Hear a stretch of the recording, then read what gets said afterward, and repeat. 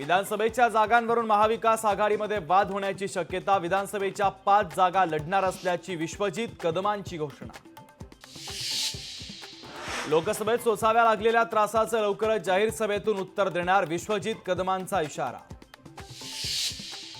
नीट घोटाळ्याचा गुजरात पॅटर्न। नीट घोटाळ्यासंदर्भात सामनातून हल्लाबोल। घोटाळ्याचं गुजरात कनेक्शन भयंकर असल्याची सामनातून टीका।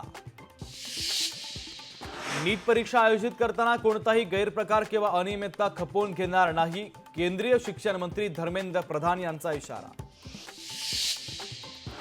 धारावी पुनर्विकासाच्या नावाखाली मोक्याच्या जागा अदानी समूहाला दिल्याचा धारावीकरांचा आरोप। कुर्ल्यातील मदर डेअरीची जागाही पुनर्वसनासाठी दिल्याची माहिती। शालेय विद्यार्थ्यांना लवकरच एक समान गणवेश, शालेय शिक्षण विभागाचं स्पष्टीकरण। महाविकास आघाडीची आज दुपारी महत्त्वाची पत्रकार परिषद। आगामी विधानसभेच्या पार्श्वभूमीवर महत्त्वाची घोषणा होण्याची शक्यता। भाजप अपप्रचाराला जनसंवादातून उत्तर देणार, राज्य भाजपच्या उच्चस्तरीय बैठकीत निर्णय। विरोधकांनी केलेला अपप्रचार जनतेत जाऊन खोडून काढणार।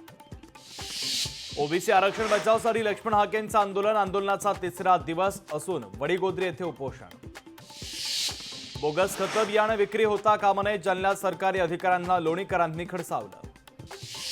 अमरावतीमध्ये महारेराकडून 24 प्रकल्पांची नोंदणी स्थगित। राज्यातील 1770 गृहनिर्माण प्रकल्पांची नोंदणी स्थगित।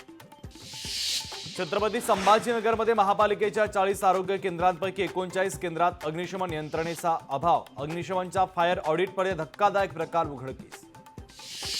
नाशिकमध्ये स्वाईन फ्लूचं थैमान, बळींची संख्या 9 वर। आरोग्य विभागाकडून सतर्कतेचा इशारा, तर काळजी घेण्याचं प्रशासनाचं नागरिकांना आवाहन।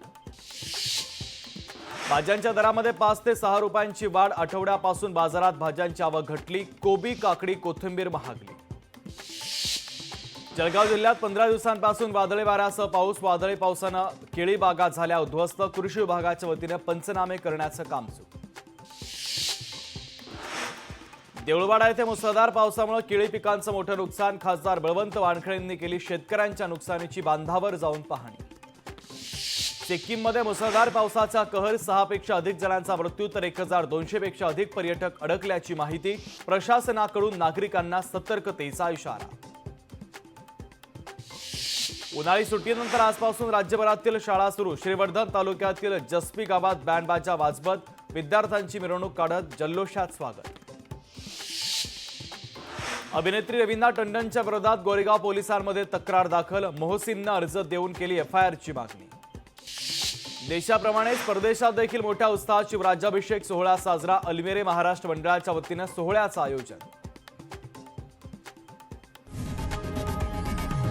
लोकशाही मराठी ऐका, पहा, जागरूक रहा।